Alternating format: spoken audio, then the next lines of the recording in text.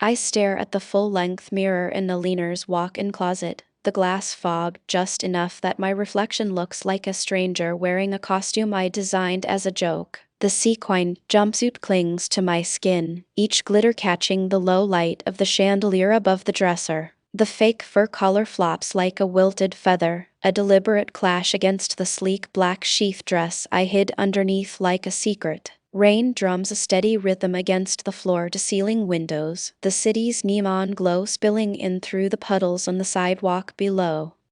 My mother's perfume-heady sandalwood and a hint of jasmine lifts from the air vents, an invisible reminder of the expectations that have always chased me like a shadow.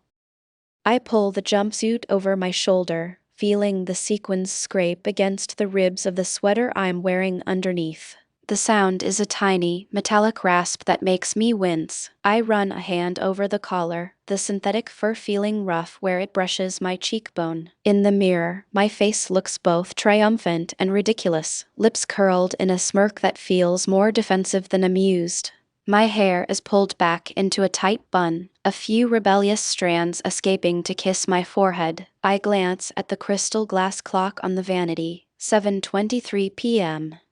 I have 20 minutes before the elevator doors close at the hotel, before the rooftop garden's glass dome swallows me whole. My phone buzzes. A text from Jess lights up the screen. Asterisk, if I ruin this, at least it'll be on my terms. Asterisk, I type back without thinking. Asterisk, you can't run from who you are. Maya. Asterisk, the words land like tiny stones in a river, rippling beneath the surface of my rehearsed confidence. I straighten my shoulders, the sequins catching a stray flash of the hallway light as I step out of the closet. The hallway carpet feels plush under my heels, each step muffled, as if the hotel itself is trying to cushion my inevitable fall. I pass Alina's bedroom door half open and hear the faint murmur of a phone conversation. Her voice is mellow, the kind that always sounds like she's orchestrating a symphony no one else can hear. Maya will be the perfect match for. The words dissolve into the hum of the air conditioner. I pause, hand hovering over the doorknob, but I let the door swing shut behind me. The weight of the costume is a physical obstacle, a tangible barrier between me and the life she's mapped out. The elevator doors slide open with a soft sigh, revealing the glass-wrapped lobby of the Whitaker Hotel. The marble floor is cool, the scent of polished stone mixing with the faint ozone of the rain that has slipped through the entrance. A concierge in a crisp navy suit glances at me, his brow raising just enough to register curiosity. "Good evening, Ms. Whitaker," he says, his voice smooth as the leather chairs lining the reception desk. "Your table is ready on the rooftop." I nod, offering a tight-lipped smile that doesn't reach the eyes. "Thank you." My fingers clutch the strap of my leather tote, the worn edges of the bag reminding me of the countless events I've coordinated, the endless hours spent turning other people's visions into reality. I can already feel the weight of the room's expectations pressing against my chest, a familiar pressure that has never been more suffocating than tonight.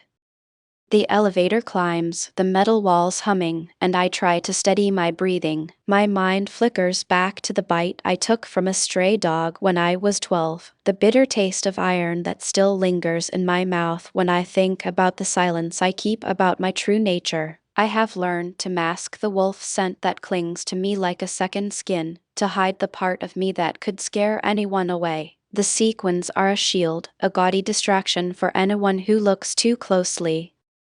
The doors open onto a terrace that seems to float above the city, the glass dome of the rooftop garden glowing like a lantern in the storm. Fairy lights are strung along the railings, their tiny bulbs flickering in rhythm with the distant thunder. The air is warm, scented with jasmine, wet concrete, and the faint smell of pine from the potted trees lining the perimeter. Guests mingle in a sea of designer gowns and tuxedos, champagne flutes clinking against polished silver platters. I can feel the eyes turning, the way they linger a beat longer on the sequins that catch the light. A murmur ripples through the crowd, a collective gasp that I imagine is more about my audacity than my attire. I make my way to the table set for 12, the velvet runner smooth under my palm as I pull out a chair. The place setting is immaculate: crystal goblets, polished flatware, a silver charger that reflects the chandelier above. A small vase holds a single white orchid, its fragrance subtle but persistent. I brush a strand of hair away from my face, feeling the synthetic fur of the collar brush against my cheek, a reminder that I'm performing. Across the room, a man stands near the bar, his silhouette sharp against the storm-lit backdrop. He is tall, his shoulders broad, the cut of his black suit hugging his frame like a second skin. His hair is slicked back, a hint of silver at his temples that catches the light. A faint scent of cedar and something wilder, maybe rain-soaked pine or wet earth, drifts from him, threading through the perfume of the guests. He moves with a fluid confidence, every step measured, eyes scanning the crowd with a predator's focus. When his gaze lands on me, the world seems to narrow for a heartbeat. He smiles, a tight, controlled line that doesn't quite reach his eyes. The smile is practiced, the kind I've seen on CEOs during board meetings, polished to perfection. I feel a prickle at the base of my neck, a flicker of instinct that I swear is not just the cold seeping from the glass dome. I force my hand to steady, gripping the edge of the table as if it could anchor me. The host approaches, a young man in a crisp white shirt, his name tag reading Oliver. He gestures toward the empty seat opposite me. "Ms. Whittaker, this is Mr. Payne. He's overseeing security for tonight's event." I glance at the man, my eyes narrowing just enough to take in the details beneath the polished exterior. The cut of his suit reveals a faint outline of a tattoo peeking from under his cuff, a small, intricately designed wolf head, the lines so fine they could be mistaken for a decorative stitch. My breath catches for a fraction of a second, a gasp I can't quite place, but I push the sensation down, focusing instead on the stuffy perfume he wears, a scent that seems to mask something wilder beneath. "Pleasure," I say, my voice steadier than I feel. "You must be the one ensuring none of our guests end up missing." I let the word "missing" hang, a dry humor layered over the tension. My smile is thin, a blade sheathed in politeness. He nods, his hand resting lightly on the arm of his chair. "Security is a matter of detail," he replies, his voice low, each syllable deliberate. "And I find detail essential." He leans in just enough that his breath brushes the side of my cheek, a faint chill that sends a ripple through my skin. The scent of his cologne, a mix of bergamot and something earthy, mixes with the pine, and for a second I think I hear a low, almost inaudible growl under his words, like an animal restrained.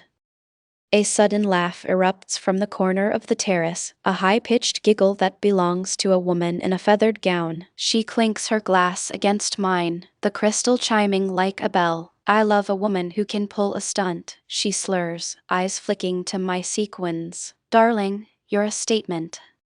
I turn my head, eyes meeting the woman's. She is the epitome of high society: perfect hair, immaculate nails, a smile that never falters. A statement, I repeat, my tone neutral, the word tasting like sarcasm on my tongue. "You should see the rest of the evening's agenda." She raises an eyebrow, then looks back toward the bar, where a group of men in crisp shirts are discussing the storm outside. I can feel the room's energy shift with the howling wind, the sound of rain hammering the glass dome like an impatient drummer. The storm outside has already begun its performance, the thunder low and rolling, a deep rumble that seems to vibrate through the floorboards. The scent of wet pavement seeps in from the open doors, mingling with the perfume and the faint metallic tang of the rain. Lucas's eyes follow the same group, noting the way one of the men adjusts his cufflinks, silver, shaped like tiny anchors. He studies the woman's lips as she laughs, noting how her smile doesn't quite reach her eyes, the way a line appears at the corner of her mouth. Something about her posture, the way she holds a glass as if it were an extension of herself, draws his attention. He has learned to read bodies, to see the stories they try to hide. He sees Maya's clenched jaw, the way her shoulders are squared, the glitter of her jumpsuit catching the light like a warning sign. He wants to know what she's protecting, what she's hiding behind that flashy armor. He can smell the faint metallic undertone in her perfume, a reminder of blood, of a bite, of a secret that has lived too long in the dark. The host, Oliver, clears his throat. Ladies and gentlemen, if you'll excuse us, the storm has decided to make a grand entrance. We'll be moving the reception indoors shortly, but please stay safe and enjoy the evening. A collective murmur ripples through the guests, some pulling their coats tighter, others laughing nervously. The wind whips against the glass dome, the sound like a distant ocean. A gust rattles a crystal chandelier, a single crystal clinking against its neighbor. I brace my elbow against the back of my chair, feeling the cold metal of the armrest seep into my skin. Lucas shifts slightly, the motion subtle, the pad of his palm pressing against the back of his chair, the fur on his cuff brushing the leather. He watches me, his gaze softening for a heartbeat as if recognizing a kindred spirit in the way we both stare at the storm. He wonders, briefly, if the scent that prickles his nostrils is something he can trust or if it is a threat he must neutralize. The lights flicker, a brief dimming that makes the sequins on my jumpsuit catch a strange, almost ethereal glow. A flash of lightning outside turns the sky a white blue, the thunder rolling louder, as if the heavens are arguing with themselves. A moment later, the power steadies, the chandelier's light returning to its steady burn. I glance at Lucas again, our eyes meeting across the table. In that fraction of a second, I can see something flicker behind his composed exterior, a hint of curiosity, perhaps a low, warning growl suppressed by years of training. He offers a thin smile, the kind that doesn't quite fit his polished suit. Seems the weather decided to join the party, he says, voice low enough that only I can hear the faint tremor in it. An edge that belongs to a wolf staring at a moon he cannot yet see. I laugh, the sound brittle, or the universe is making sure we get a good story to tell later. My fingers curl around the stem of my glass, the cool crystal grounding me. I glance at the sequins again, the way they catch the light, the way they feel like a cage I built for myself. A server appears, balancing a tray of appetizers, mini crab cakes with a dab of citrus aioli, smoked salmon blinis, and tiny rose petals scattered like confetti. She sets the plates down with practiced grace, the clink of porcelain echoing softly. The scent of the sea mingles with the rain, a briny tang that makes the air feel alive. I pick up a crab cake, the crumbly breading crunching under my teeth, the heat spreading through my mouth. He reaches for a smoked salmon blinny, his fingers brushing the edge of the plate. Our hands pass each other, a brief contact that sends a jolt through my skin. I feel the warmth of his palm, the faint fur on his wrist, the subtle shift in his posture as he pulls back. He looks at me, his eyes catching the light, and I swallow the lump in my throat that has been rising ever since I chose this costume. So, I say, leaning back in my chair, the cushions yielding with a soft sigh, what brings a billionaire tech CEO to a rooftop wedding? The question is half joke, half probe, the sarcasm a thin veil over my genuine curiosity. I want to know if his presence is truly about security, or if there's something else pulling him into this glittering affair.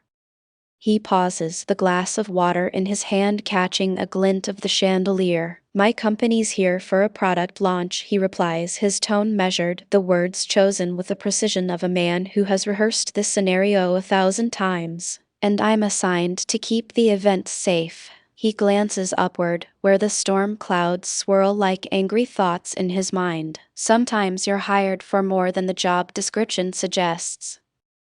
A flash of lightning illuminates the balcony, casting the rooftop garden in stark, white light. The rain lashes against the glass, a steady drumming that feels like a heartbeat. I watch the droplets bead on the surface of the metal railing, each one rolling off into the night, disappearing into the darkness below. The wind lifts my hair, whipping it against my face, and I brush it away with a practiced flick of my wrist, the sequins rustling with a faint metallic sigh.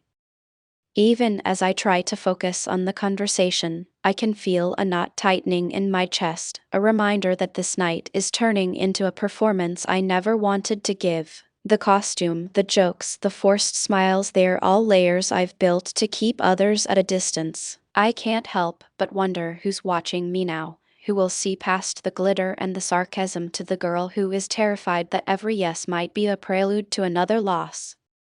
Lucas watches the storm, his eyes darkening as the clouds roll overhead. In his mind, the scent of rain brings memories of old pack territories, of nights spent under a sky lit by lightning, of howling that once called him home. He feels the pull of his own destiny, the weight of a prophecy that hangs over him like a guillotine. He wants to protect, to claim, to control, yet his instincts scream to stay back, to keep the wolf within sealed. He senses Maya's conflict, a trembling desire to push away anyone who gets too close, and he wonders if he can be the one to break that cycle without breaking her. The conversation lulls, the only sound the rain's percussion and occasional clink of glass. The server returns, refilling our drinks, the ice cubes tinkling as they hit the sides of the glasses. I lift my glass, the liquid catching the light, a ruby shimmer against the storm-gray backdrop. I take a sip, feeling the coolness spread down my throat, a brief reprieve from the heat of the night's tension. Cheers, Lucas says, raising his glass. The word feels like a promise, or perhaps a concession. He looks at me with an intensity that makes it hard to breathe, as if he is trying to read the story written in the lines of my face, the hidden scars, the secrets tangled in the scent of my skin. I clink my glass against his, the sound sharp, metallic, echoing the faint clang of my jumpsuit's sequins as they brush together. The brief contact sends a shiver up my arm, a reminder that even in this crowded room, we are isolated on a small island of shared space, each of us holding our own storm inside us.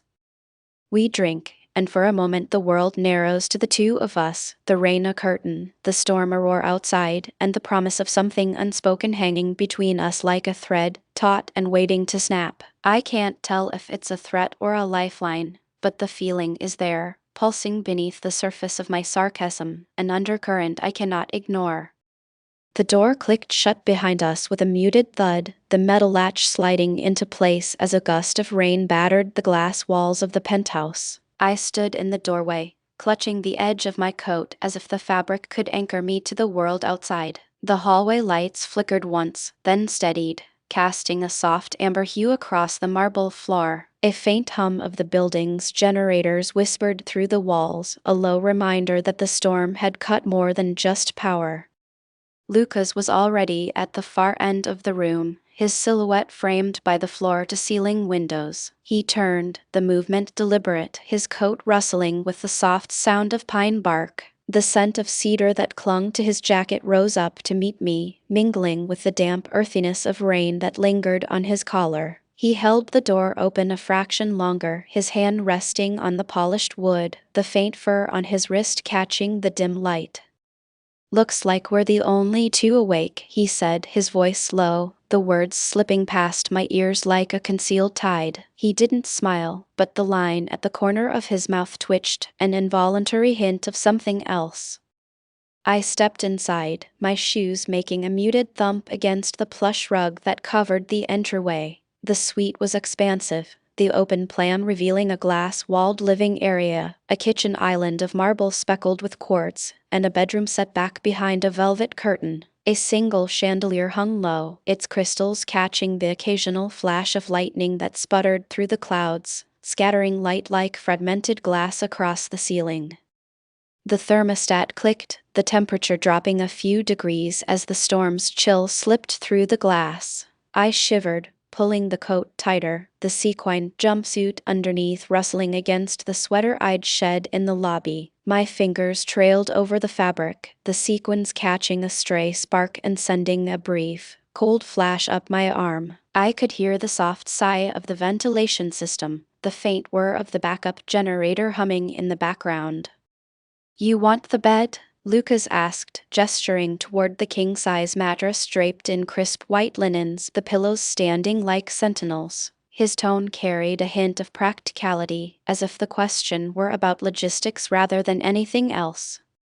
I glanced at the bathroom door, the frosted glass obscuring the interior. We could use the couch, I replied, the sarcasm in my voice thin, the words slipping out before I could weigh them. I'm not exactly the sleeping beauty type after this costume. He stepped closer, the floorboards creaking under his weight. The scent of his cologne bergamot tangled with something darker, like wet moss filled the small space between us. His hand brushed the back of my elbow as he guided me toward the couch, the contact brief but deliberate, the heat of his palm lingering on my skin longer than necessary. The couch sagged under our weight, the leather cool against my back. I perched on the edge, crossing my legs, the sequins whispering against the fabric. Lucas stood at the kitchenette, opening a cabinet with a smooth glide, the metal handle cool to his fingertips. He poured 2 glasses of water, the ice cubes clinking like tiny bells as they hit the glass. "Do you need anything else?" he asked, leaning against the counter, the faint musculature of his forearm visible beneath the cuff of his shirt. His eyes glanced at the storm outside, the rain a sheet of silver moving in rhythm with the building's heartbeat. I watched the droplets race down the glass, their paths erratic yet purposeful, just a way to keep the power on long enough to get us through the night, I said, the words feeling like a concession I wasn't ready to make. I could feel the tension in my shoulders ease just enough to let a breath out, the weight of the night's pretense sliding off my shoulders like the rain slipping off a window pane. He nodded, the motion smooth, and turned to face me. "There's a generator room down the hallway. I can check the panels, make sure we don't lose heat." His voice held an undercurrent of authority, the kind that made me wonder how much of it was habit and how much was instinct. "Are you sure? I don't want to trouble you," I replied, my tongue catching on the edge of the word trouble. I could see the faint shadow of a scar on his forearm, a thin line that caught the light, a reminder that he, too, carried something hidden beneath polished skin.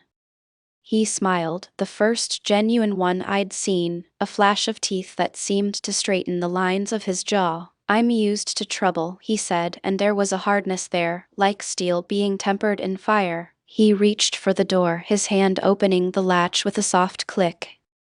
The hallway stretched ahead, the carpet thick and warm under his boots, the walls lined with dark wood that seemed to absorb the storm's roar. As he moved away, the sound of his steps receded, leaving me alone with the soft hum of the generator and the occasional crack of thunder. I leaned back against the couch, the leather yielding beneath me, and let my mind drift to the taste of the water he'd given me, a faint mineral edge that reminded me of the rain outside. Minutes later, Lucas reappeared, his coat damp at the hem, a faint sheen of water clinging to the lower part of his trousers. He placed a small tray on the coffee table, 2 chipped mugs, a tin of dark chocolate, and a single candle whose flame sputtered against the draft. The wax dripped in slow tears, casting a warm glow that danced across his face. "Seems we're stuck with each other for a while," he said, his eyes flicking to the candle, then back to me. He poured the chocolate into the mugs, the rich aroma rising, sweet and slightly bitter, mingling with the scent of rain that still clung to his coat. I took a sip, the chocolate melting on my tongue, a warmth spreading through my chest that had nothing to do with the heat of the room. I felt the candle's heat on my cheek as he leaned in to stir his mug, the heat of his breath brushing my skin. For a fleeting moment, the storm's chaos faded, replaced by the close proximity of another human being daring to share a quiet space. He watched me as I took another sip, his gaze lingering on the way my jaw set when I swallowed. "You're good at reading people," he observed, the words slipping out as a statement rather than a question. "You noticed the scar on my arm before I even mentioned it."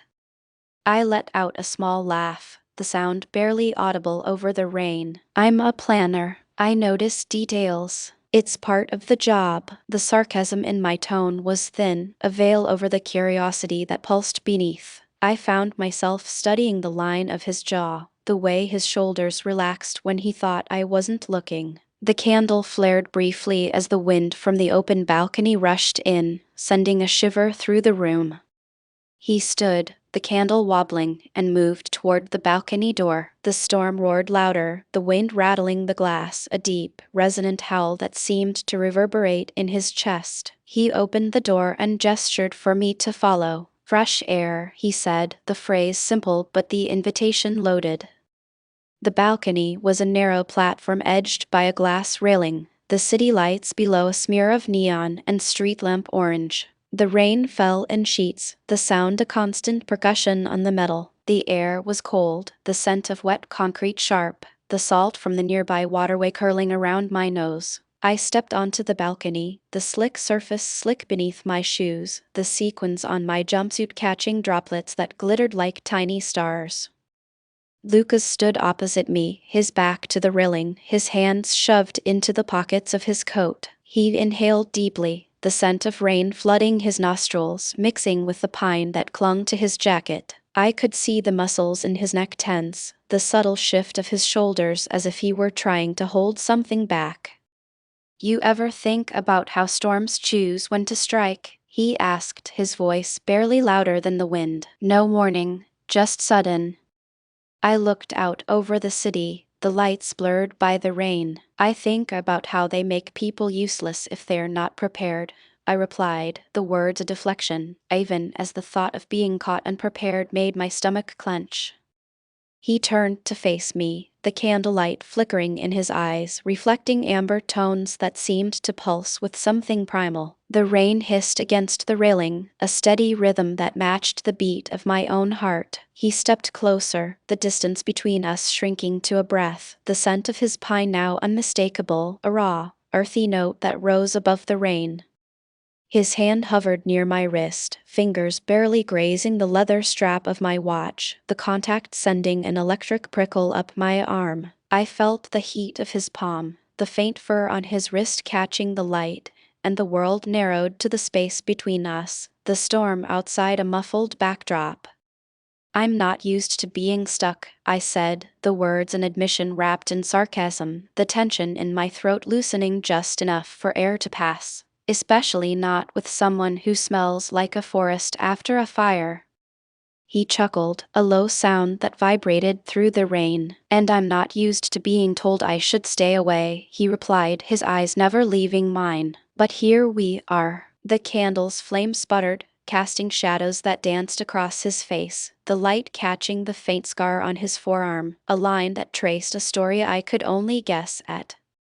The wind gusted, shaking the balcony rail, a sudden shiver that made the candle wobble again. He instinctively stepped behind me, his arm sliding around my shoulders, the warmth of his body a shield against the cold. The rain lashed the glass, the sound a drumbeat that seemed to echo the rhythm of the thrum in his chest. I breathed in the mingled scents: rain, pine, his subtle musk, each inhalation a reminder that I was no longer alone in this room, no longer merely pretending to be someone I wasn't. The candle guttered, the light dimming, the darkness outside pressing in, but the space between us held a different kind of light, a slow burn that neither of us could easily extinguish. "Maybe," I murmured, the word slipping out with a softness I hadn't intended, "the storm is just a reminder that we can't control everything." My eyes lingered on the scar again, the way it caught the candlelight, the line that seemed to pulse with a hidden story. He held my gaze, the amber flicker of the candle reflecting in his pupils, a silent agreement passing between us. The storm roared on, the night deepening, but for a moment, the world narrowed to the shared breath, the brush of fur, the lingering scent of pine, and the unspoken promise that whatever came next, we would have to face it together. The candle flickered, throwing a thin gold seam across the marble floor as I leaned against the balcony rail, rain dripping into the lip of the glass and splattering onto my shoes. Lucas stood a few paces away, his coat still damp, the pine scent from his jacket mingling with the metallic tang of the storm. He lifted his hand, fingertips brushing the edge of the rail, and for a heartbeat the metal was warm, as if the storm's chill couldn't reach it. "I heard a siren outside," he said, voice low enough that the wind swallowed the words. "Someone's trying to get past the back entrance." He glanced toward the hallway where a faint red light pulsed from beneath a door marked "Service." The glow reminded me of the tiny lockbox we'd passed earlier, the one the night manager had slammed shut with a hurried restricted area. I wondered what the hotel kept hidden behind that steel door while the city roared outside. My breath caught on the cold air, a drop of water slipped down my temple and traced a line on my cheek. "You ever feel like you're being watched?" I asked, half joking, half pleading. The question hung, and the rain's rhythm seemed to answer, pounding the glass in sync with the thrum in my chest. He turned, eyes narrowing not on me but on the shadows moving behind the curtains of the bedroom. "Every time I hear a howl, it's not the wind," he whispered, the words barely louder than the hiss of the generator humming in the walls. A low growl seemed to echo from his throat, a sound that made the hair on my forearms rise. My hand twitched, reaching for the seam of my jumpsuit, the sequins catching the candlelight like tiny fireflies trapped in fabric. "Don't you ever worry," I said, the sarcasm frayed, "that a storm will leave us stranded and we'll have to rely on each other." I could feel the heat of his palm brush my wrist when he adjusted the cuff of his shirt, the faint fur on his sleeve tingling against my skin. The contact was brief, but the scent of his pine lingered, and a flash of something sweeter metallic, familiar surfaced from deep within me, a reminder of the bite I'd tried to bury. He stepped closer, the candle's flame catching on his jawline, casting a shadow that traced the scar on his forearm. "You're not the only one with a secret," he said, not looking away. "There's something in that box down the hall, something the hotel's been keeping from everyone. I'm told it's a backup power cell, but I've seen the symbol on its casing. It matches a crest I recognized from a old pack ledger." The words landed like a stone on a pond, ripples spreading through the cramped space. I swallowed, the taste of rain on my tongue, and felt the sequins on my jumpsuit rustle as I shifted. "Maybe we should check it together," I offered, the promise hidden in the tilt of my mouth. The candle sputtered, a gust from the balcony blowing a thin veil of ash across the floor, and the generator's hum deepened, as if the building itself were holding its breath. Outside, a distant horn wailed, and a silhouette of a black van slipped past the hotel's curb, its windows tinted. I wondered who was in it and why they seemed to linger just beyond the storm's edge. The thought lingered, a knot tightening at the base of my throat, as Lucas's eyes met mine, the amber glint of the candle reflecting a promise and a warning in equal measure. I lay my hand on the cold marble railing, feeling the wet streaks of rain trace the metal like silver veins. The city lights flicker behind the glass, each pulse a muted heartbeat that seems to sync with my own. Lucas leans against the wall beside me, his coat still dripping, the pine scent from his jacket mingling with the ozone of the storm. The candle on the table across the room sputters, casting a thin halo that barely reaches the balcony. "Do you ever wonder how many times we've walked past each other without noticing the same storm brewing?" he asks, his voice a low rumble that barely rises above the wind. The question lands on my tongue, heavy with the taste of rain. I think of the countless events I've orchestrated, the endless choreography of guests who never see the crew behind the curtain. "All the time," I reply, letting my eyes drift to the jagged line where the rooftop meets the sky. "Except tonight, there's no script." He chuckles, the sound resonating in my chest like the first crack of thunder. "No script, just a seat that's been turned into a shared lookout."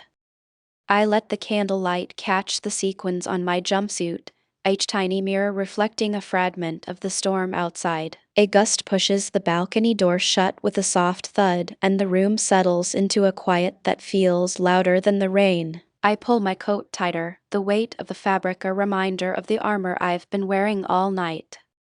"Enough about storms," I say, pushing the secretive tone from my voice. "What do you actually do when you're not pretending to be the invincible protector?"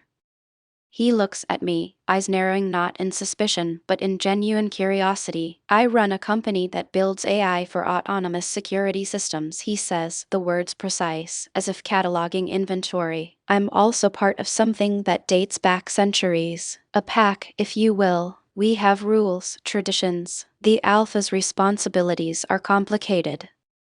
I feel a shiver that isn't from the cold. The word pack hangs in the air, a hook that pulls at a memory I've tried to bury. The bite, the scent, the feeling of being hunted and hunted back. My fingers flex around the edge of the rail, nails digging into the polished stone.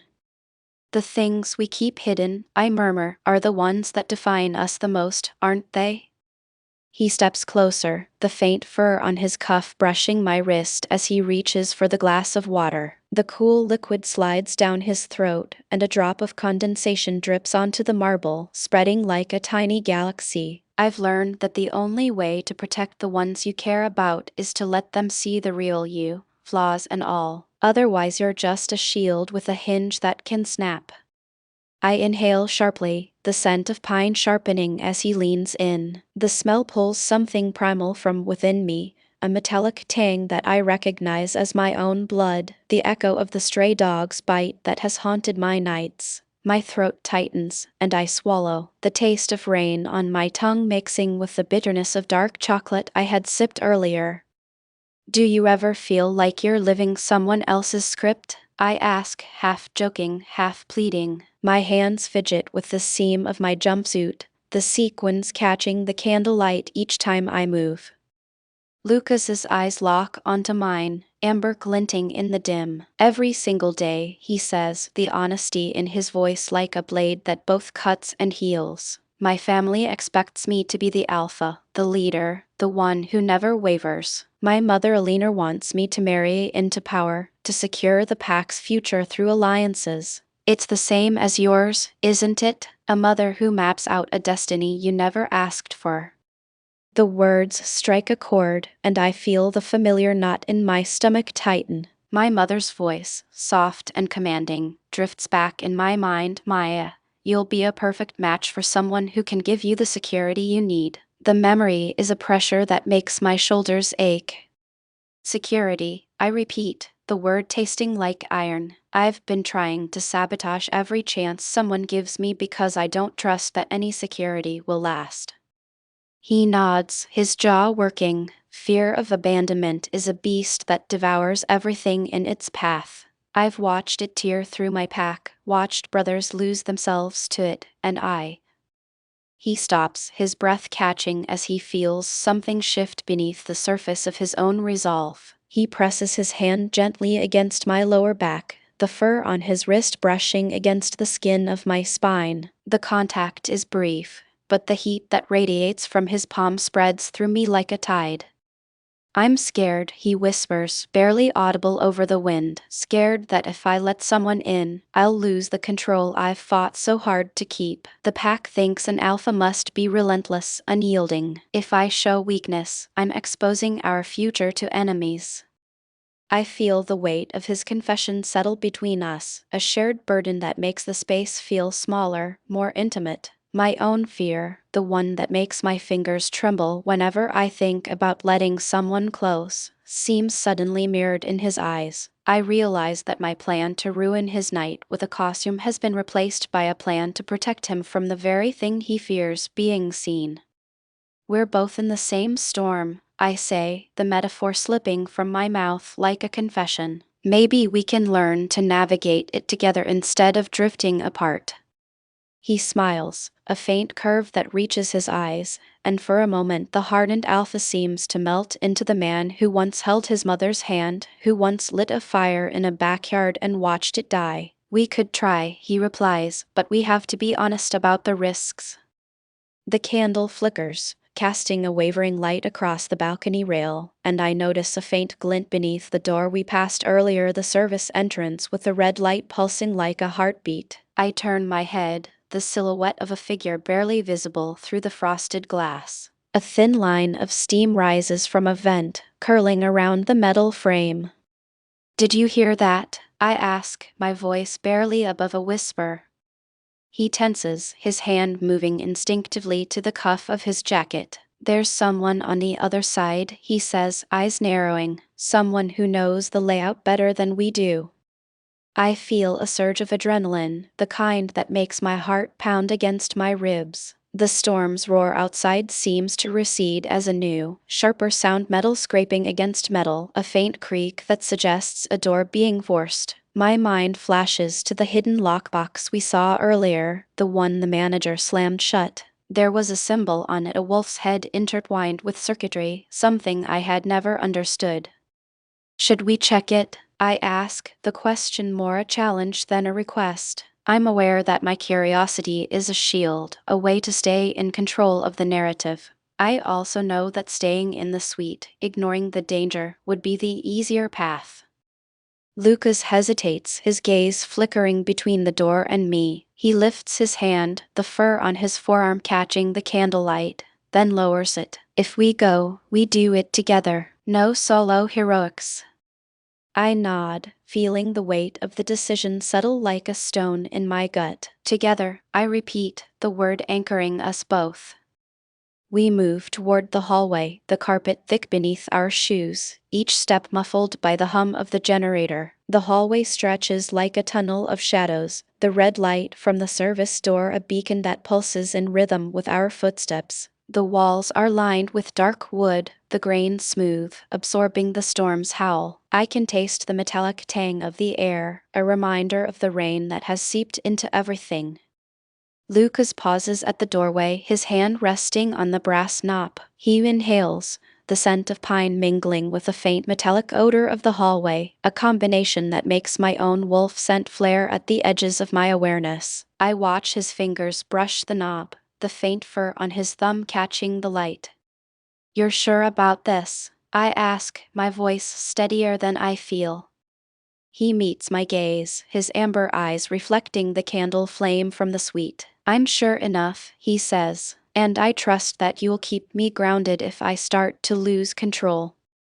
I smile, a genuine curve that reaches my eyes. "I'll keep you from hunting the shadows, and you'll keep me from running from the light." He chuckles, a low rumble that seems to vibrate through the floorboards. "Deal." He pushes the door open, and a gust of cold, damp air washes over us, carrying with it the faint smell of disinfectant and something sweeter, perhaps perfume lingering from a previous guest. The hallway beyond is dim, lit only by emergency exit signs that cast a red glow on the walls. The sound of a distant siren echoes through the corridors, a low, throbbing pulse. We step into the service area, the red light flickering above a stack of crates. The floor is slick with water that has seeped in through the door cracks, each puddle reflecting our silhouettes like a distorted mirror. A low hum emanates from a panel on the wall, the sound of the building's auxiliary power trying to keep the lights alive. Lucas's hand moves to the side, his gut instinct guiding him to a hidden compartment. He pulls at a seam in the wall, the metal giving way with a soft whine. A small door slides open, revealing a metal box with the same wolf head emblem we saw on the lockbox earlier, the circuitry etched into its surface like veins. He lifts the lid with a careful motion, and a soft whirring fills the air as the box powers up. A blue light pulses from within, casting a faint glow on his face, highlighting the scar on his forearm. I see the line of the scar more clearly now, a white track that runs from his elbow to his wrist, a reminder of a past battle. Inside the box, a compact device sits on a cushion of foam, its surface etched with unfamiliar symbols. A faint scent of ozone rises as the device powers, a smell that triggers a memory of my own bite, the electrical shock that ran through my body when the stray dog's fangs had pierced my skin. "What is that?" I ask, my curiosity a mix of professional intrigue and personal dread. He studies the device, his brow furrowing. "It's a power cell, likely a backup for the building's emergency systems. But the emblem tells me it's more than just a battery. Someone with knowledge of our pack's history placed it here." I glance at the red light, noticing a faint outline of a figure moving just beyond the doorway, a silhouette of a uniformed security guard, his badge glinting as he checks a handheld scanner. The guard's shoulders are tense, as if he senses something amiss. "Should we?" I begin, but he cuts me off with a hand on my arm, the fur on his wrist pressing against my skin, grounding me. "You're right," he says, voice low. We're not the only ones who know about this. He steps back, the metal door sliding shut with a soft clang, sealing us inside the small room. The red light continues to pulse, casting long shadows that dance across the walls. I can feel the tension coiling in my chest, a mixture of fear and excitement, the kind that makes the blood in my ears thrum. Let's get back to the suite and think this through, Lucas suggests, his tone pragmatic. We've opened a door we weren't meant to, and now someone else is watching.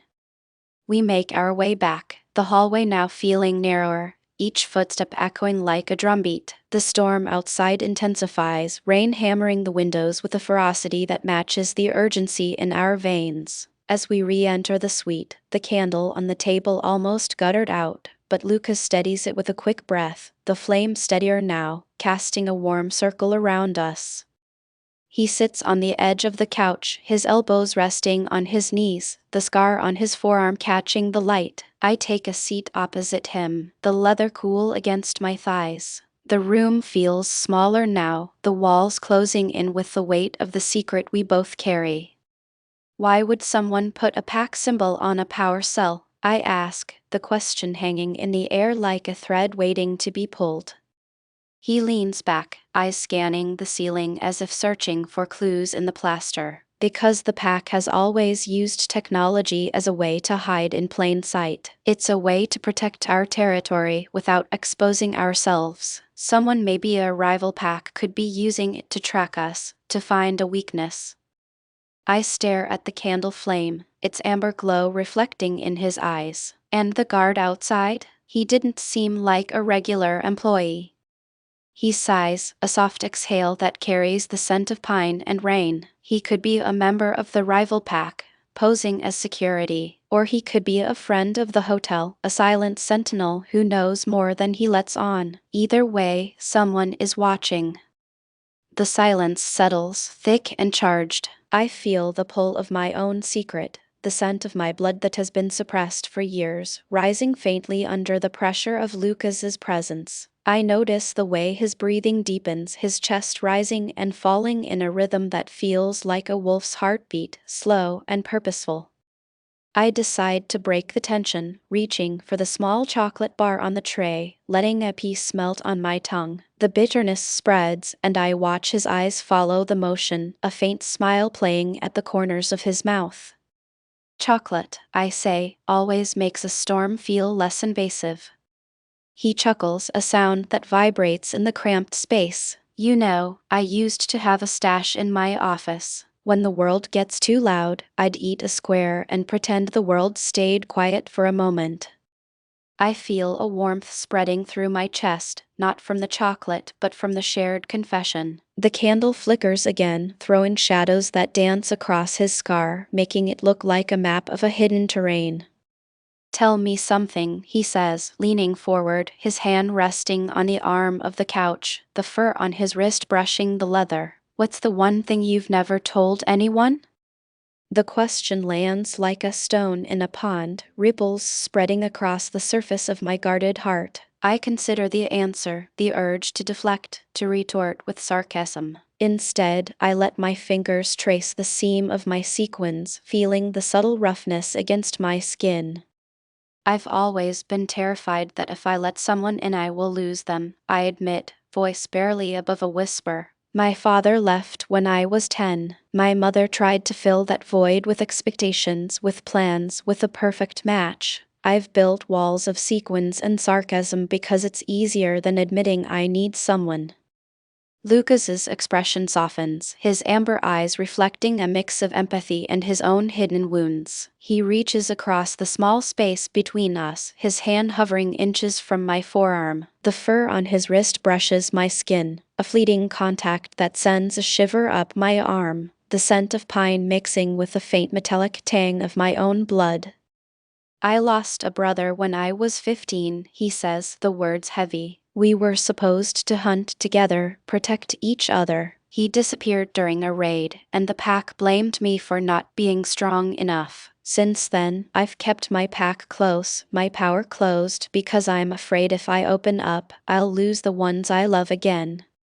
We sit in silence, the storm's roar outside mirroring the turmoil within us. The candle's flame dances, casting a soft glow that makes the room feel intimate, private, like a world that exists only for the two of us. I can feel his breath warm against my cheek as he leans in just enough to hear my heart beat over the thunder. Suddenly, a low groan echoes from the hallway, a metallic screech that makes me jump. The red light from the service door flashes a brighter shade, as if warning us. The guard's footsteps, muffled but deliberate, approach the suite door, his boots sliding across the marble. Lucas's eyes flick to the door, then back to me. "We need to decide," he says, voice tense. "We could hide, keep the power cell here and risk being discovered, or we could make a run for the elevator and hope the storm doesn't trap us further." I feel the pull of my fear, the urge to retreat, to hide behind the sequins and the pretense. Yet another part of me, the part that sees his scar, the part that heard his confession, wants to stay, to protect him as he has tried to protect me. "We stay," I decide, voice steadier than I feel. "We've already opened a door. Let's finish what we started, together." He nods, a hint of relief softening his jaw. "All right, we'll secure the cell, then figure out who's behind the guard." We stand, the candle's flame trembling as we move, casting long shadows that seem to stretch toward the door, as if inviting the unknown. I catch a glint of something metallic on the floor beside the door, a small, polished key, the shape of a wolf's head etched into its handle. I pick it up, feeling the cool metal against my palm, the weight of it a promise of secrets yet to unfold. As Lucas moves toward the panel to disconnect the power, his hand brushes mine, the fur on his wrist lingering for a fraction longer than necessary. The contact triggers a surge of heat in my chest, a sensation that borders between fear and something else, something that feels like a primal recognition. The storm rages louder, rain hammering the windows, wind screaming through the building's vents. Somewhere outside, a distant howl rises, a sound that seems both human and animal, echoing through my bones. I swallow, the metallic taste of my own blood flashing in my mind, mingling with the pine scent that now feels like a tether pulling me toward him. Lucas turns, his eyes meeting mine, the candlelight catching the scar on his forearm, making it glint like a broken promise. "Whatever comes next," he says, his voice low, "I'm glad I'm not facing it alone." I smile, a thin line that betrays the tremor in my hands. "Me too." The rain hammered the balcony like impatient fists, and I could still taste the metallic tang of my own blood every time I caught the faint scent of pine on Lucas's coat. I stood by the window, hands pressed against the cold glass, watching the city's neon bleed into a watercolor of red and blue. The candle on the coffee table flickered, casting trembling shadows on the scar that traced my wrist, a reminder of the bite I'd never spoken about. Lucas entered the suite, his shoulders rigid, the faint fur on his cuffs brushing the arm of the velvet chair. He dropped a metal key on the marble floor with a muted clang, the wolf head emblem catching the light. "We should secure the power cell before the guard," he began, voice low, eyes scanning the doorway where the red emergency light pulsed like a heartbeat. My breath hitched when the hallway door creaked open a fraction, a silhouette in a dark uniform stepping into the frame. The guard's boots clicked on the wet marble, each step a metronome counting down to an unknown decision. I felt the old knot tighten at the base of my throat, the same one that always knotted when my father's coat had vanished from the hallway years ago.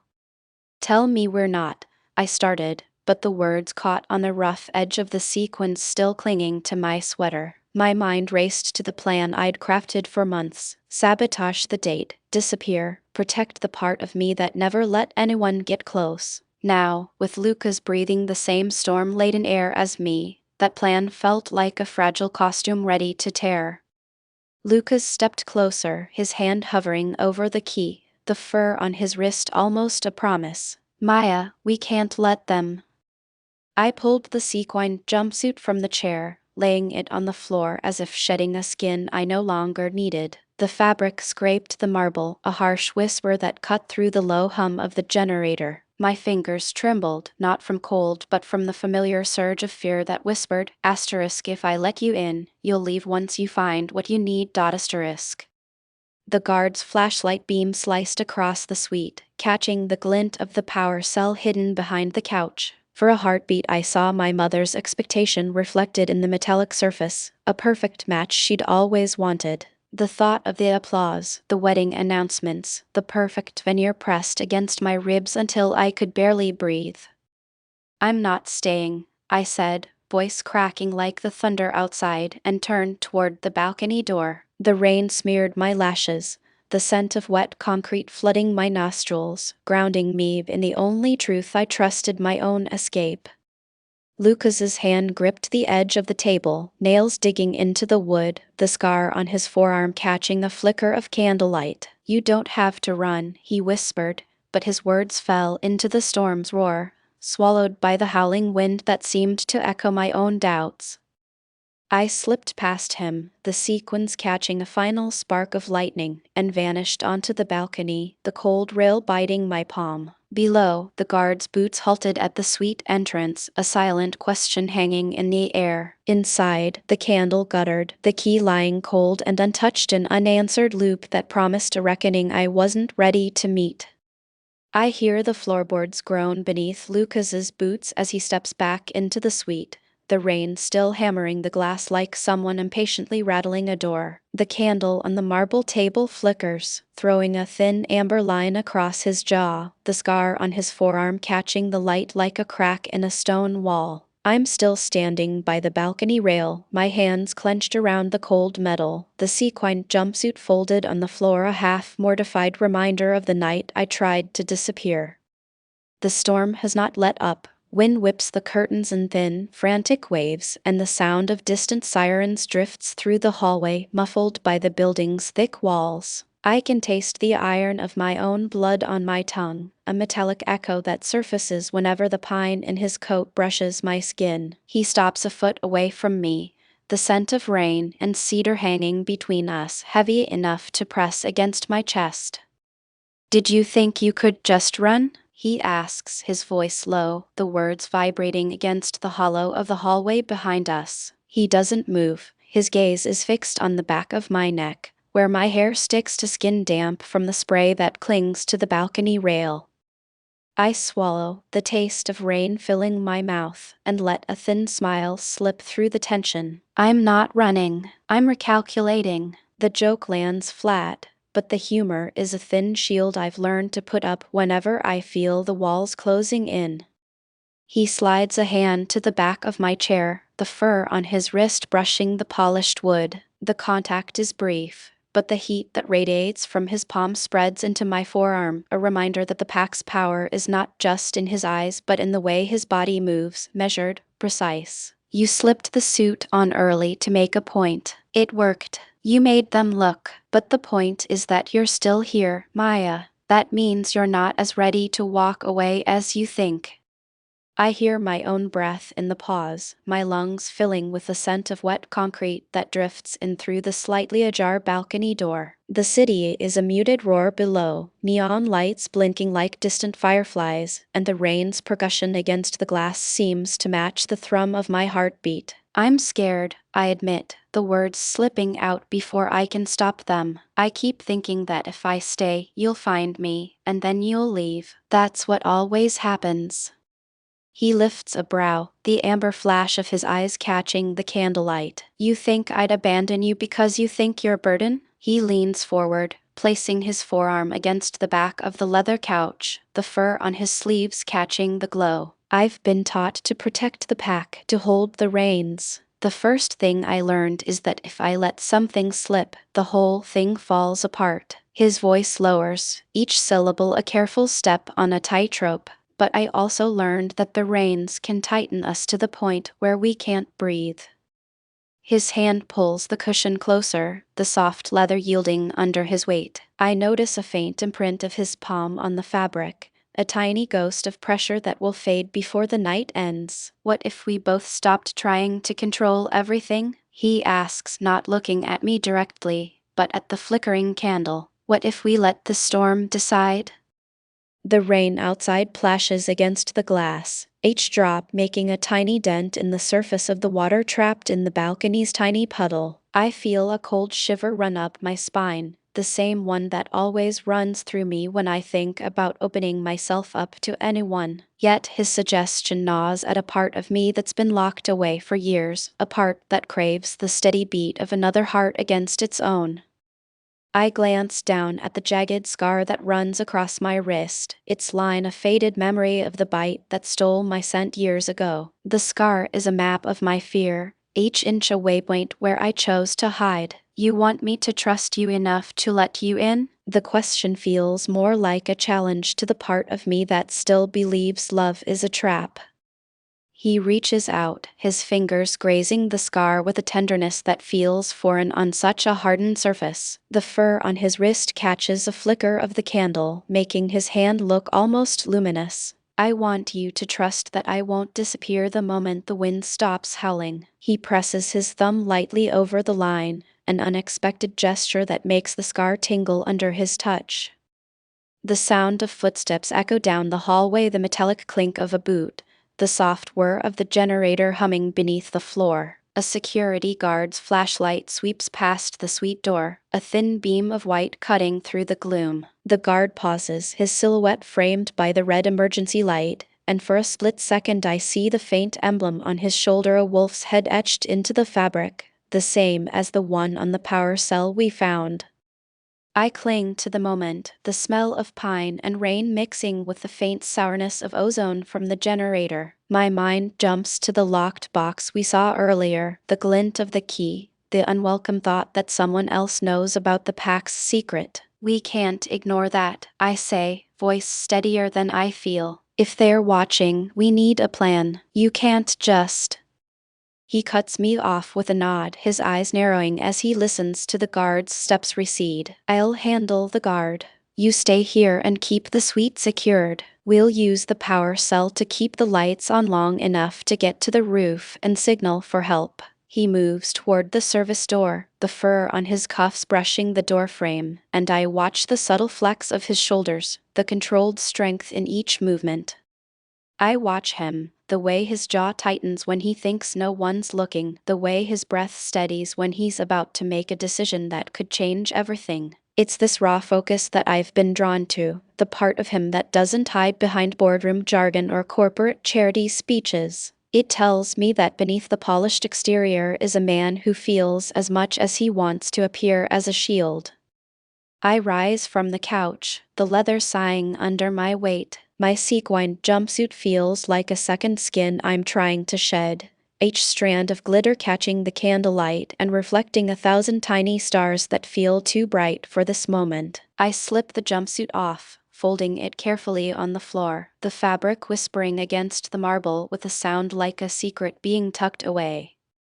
I pull a blanket from the back of the couch, the soft wool brushing my fingertips, and wrap it around my shoulders. The blanket is a simple thing, but the warmth it provides is a reminder that I can create my own comfort, that I'm not entirely dependent on the armor of glitter or the expectations of my mother. I hold the blanket against my chest, feeling the faint flutter of my own heartbeat, the rhythm syncing with the rain's percussion. Lucas returns, his coat damp, the pine scent stronger now, the hair on his forearms standing up where the water drips onto the floor. He carries the key we found, its metal cold against his palm, the wolf's head emblem catching a glint of lightning. He places the key on the nightstand, the metal ringing faintly. I've secured the guard, he says, the words rolling out with a calm that belies the tension coiling in his muscles. He won't be a problem until dawn. The power cell should hold the lights for at least an hour. He walks to the window, the rain tracing rivulets down the glass, and leans his forehead against the cold pane. You ever wonder what it would be like if we didn't have to hide? His voice is barely above a whisper, the sound lost in the roar outside. If the world didn't know about packs, about people like us.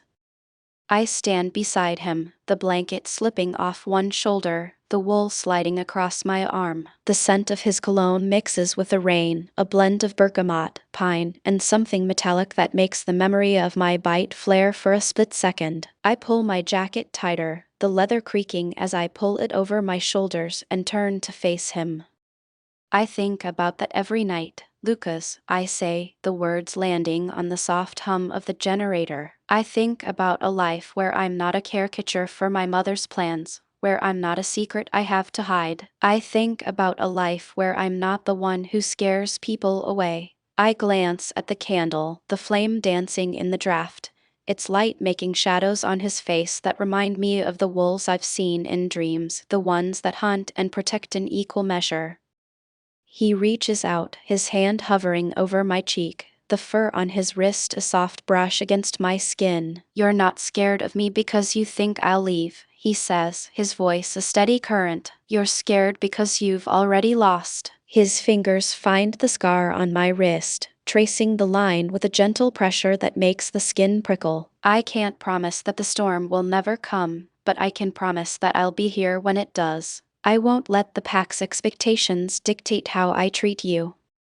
The candle sputters as a gust of wind pushes through the cracked window, the flame bending, then steadies. I can see the reflection of my own eyes in the glass, a pair of hazel pools clouded by rain. I feel a tear slip down my cheek, the salty taste mingling with the rain that has seeped in, and I blink it away, not wanting to let the storm see my weakness. "You think you can give me that?" I ask, my voice hoarse, the question half mocking, half desperate. "You think you can be the answer to a fear that was born when my father left, that I can trust an alpha who's trained to expect loss?" He sighs, the sound a soft exhale that seems to carry the weight of centuries. "I'm no better at hiding," he says, his eyes never leaving mine. "My mother raised me to think love is a transaction, a merger of power. I learned to give 1,000 reasons why I can't be vulnerable. My pack taught me that the moment I let someone in, I expose my pack, my power, my future." He pauses, the pause heavy, the rain outside a drumbeat. "But I chose to stay in this storm with you, even when the pack's law says I should have walked away. That's my choice." There is a knock on the service door, a soft, deliberate rap that echoes through the hallway. The guard we'd left outside shifts his weight, the metal of his badge catching the candlelight. I hear Lucas's breath catch, a slight hitch that tells me he's aware of the danger. The lock on the door turns with a faint click, the metal tumblers clicking into place.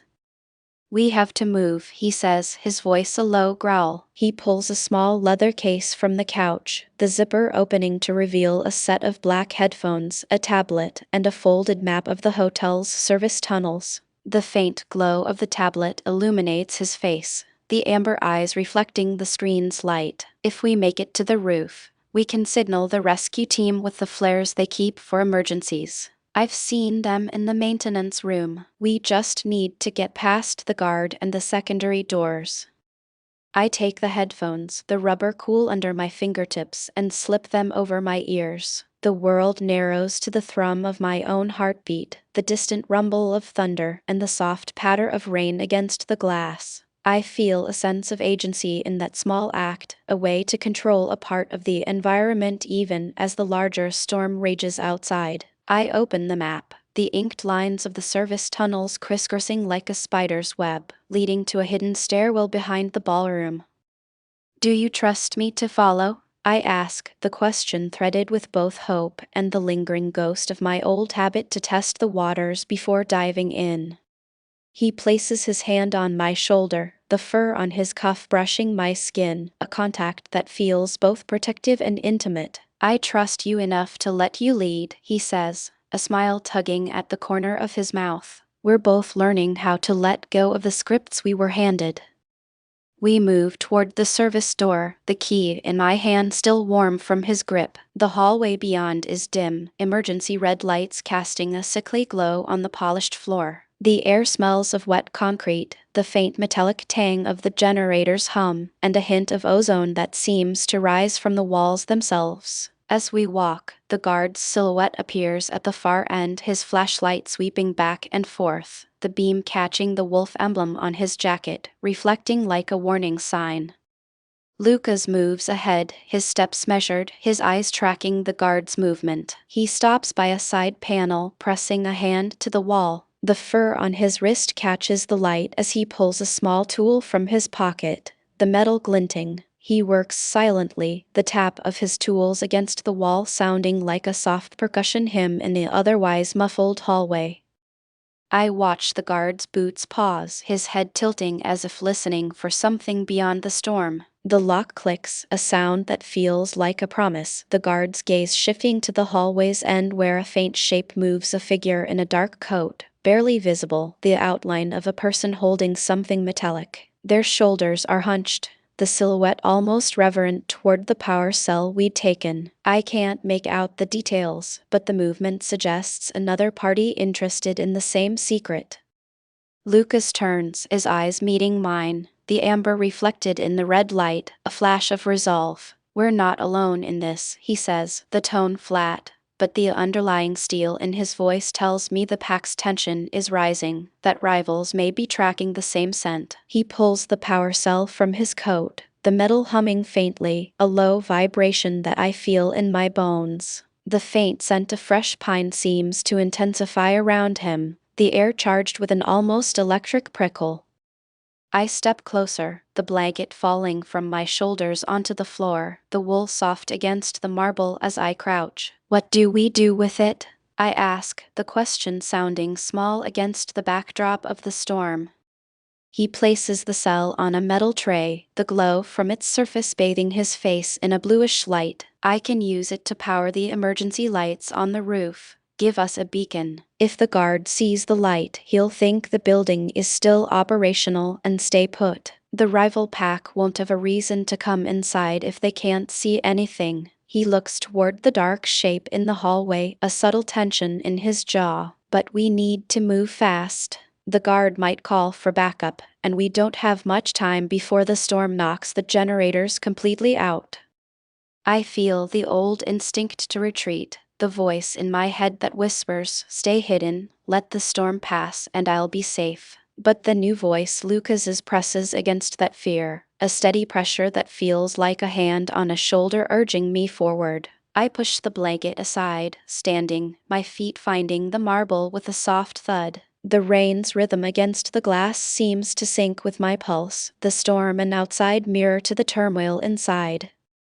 "Let's go," I say, my voice carrying the edge of resolve. I pull the key from my pocket, the metal cool and heavy, a literal key to the next step. "I'll keep the guard occupied. You take the cell to the roof."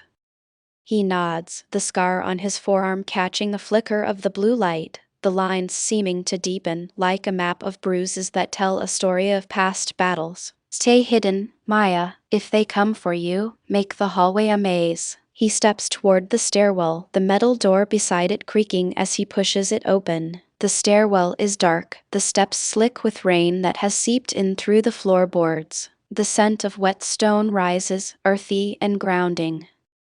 As I turn back toward the guard, I see his flashlight beam move across the hallway, catching the edge of the power cell's glow from underneath a stack of crates. He pauses, the light trembling, the shadow of the other figure shifting behind him. The figure steps forward, revealing a face half masked by a scarf, the eyes glittering with a fierce amber that matches Lucas's. Their hand holds a small pistol, the metal catching the flash of lightning that sees through the gloom.